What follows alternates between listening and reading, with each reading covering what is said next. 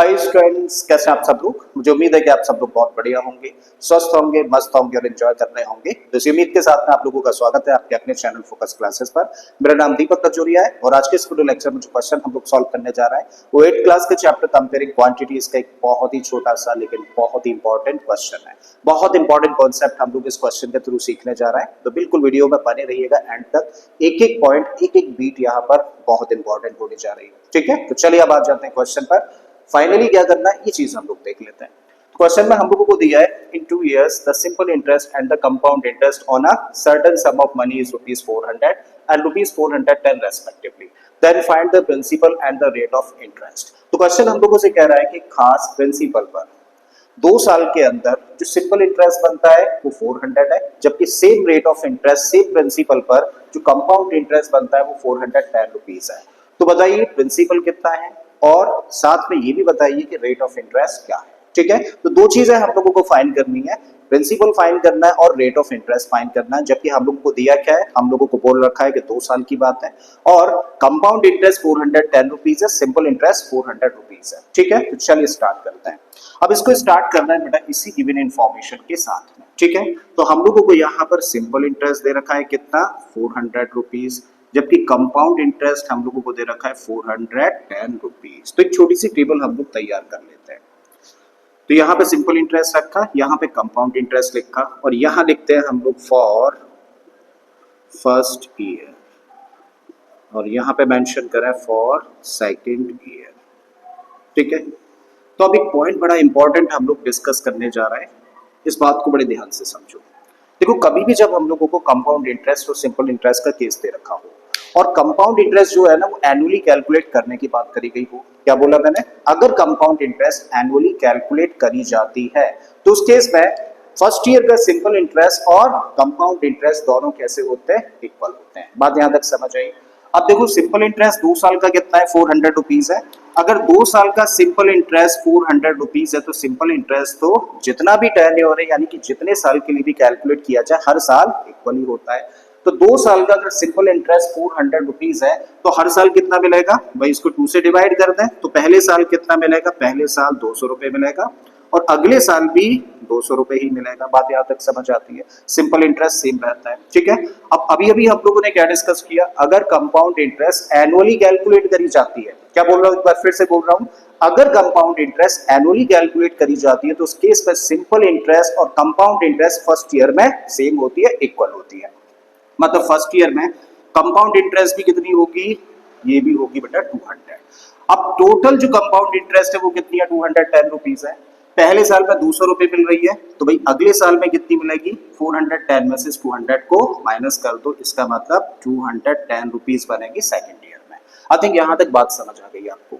तो भाई first year में सिंपल इंटरेस्ट और कंपाउंड इंटरेस्ट इक्वल होती है तो दोनों ही केसेस में 200 मिलेंगे। सेकंड ईयर में सिंपल इंटरेस्ट तो 200 होगा लेकिन कंपाउंड इंटरेस्ट कितनी होगी, ₹210 होगी। अच्छा अब जरा बताओ सेकंड ईयर में जो डिफरेंस निकल के आया है, ठीक है चलो यहाँ लिखते हैं, the difference between compound interest and the simple interest in for second year कितना है भाई, 210 में से 200 को कर दो माइनस, तो कितने रुपए का है, ₹10 का डिफरेंस है। अच्छा डिफरेंस क्यों निकल के आया भाई, जो सिंपल इंटरेस्ट होती है ना हर साल सेम होती है लेकिन कंपाउंड इंटरेस्ट हर साल चेंज हो जाएगी। क्यों चेंज होगी, क्योंकि जब हम लोग किसी भी प्रिंसिपल की बात करते हैं तो एक साल में उस प्रिंसिपल पे जितनी भी इंटरेस्ट है अब वही इंटरेस्ट एड ऑन हो जाती है किसके साथ में, प्रिंसिपल के साथ में, और एक नया प्रिंसिपल बन जाता है। इसका मतलब यहाँ पे जो डिफरेंस निकल कर आ रहा है वो किसकी वजह से आ रहा है, जो फर्स्ट ईयर में इंटरेस्ट मिली होगी उस इंटरेस्ट पर भी इंटरेस्ट लगेगा, इसकी वजह से आ रहा है। और फर्स्ट ईयर में इंटरेस्ट मिली कितनी है, ₹200। इसका मतलब ये ₹10 का जो डिफरेंस निकल कर आ रहा है कंपाउंड इंटरेस्ट और सिंपल इंटरेस्ट के बीच में, वो किसकी वजह से आ रहा है, इस इंटरेस्ट की वजह से आ रहा है। इस 200 के ही ऊपर कुछ परसेंटेज रेट ऑफ इंटरेस्ट लगा है जिसकी वजह से ₹10 का डिफरेंस निकल के आ रहा है। तो इसका मतलब हम लोग ये निकाल सकते हैं कि 10 रुपीज इस अमाउंट का यानी कि इस वैल्यू का कितने परसेंट है, तो इससे हमें क्या मिल सकता है, रेट ऑफ इंटरेस्ट मिल सकता है। बात यहां तक समझ आती है, ठीक है। तो ये जो डिफरेंस आया 10 रुपीज का, वो इंटरेस्ट के ऊपर इंटरेस्ट लगा हुआ है जिसकी वजह से आ रहा है 10 रुपीज, ठीक है। तो अब हम लोग बस ये निकालना है कि 10 रुपीज इस वैल्यू का कितने परसेंट है, तो वो परसेंटेज ही रिप्रेजेंट कर देगा किसको, रेट ऑफ इंटरेस्ट को, ठीक है। So now the rate of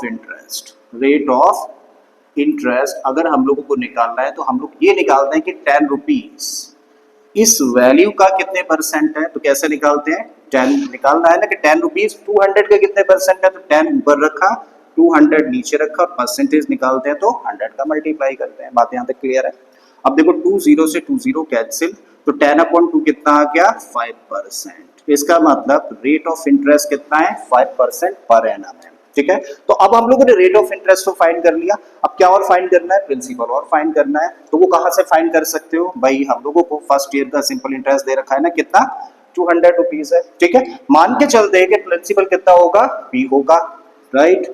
so now SI for the first year equal to कितना दे रखा है, 200 हम लोगों को दे रखा है SI, ठीक है। और SI निकालने का फॉर्मूला क्या होता है, इसका फॉर्मूला होता है P into R into T upon 100 equal to कितना है, 200 रुपीज है।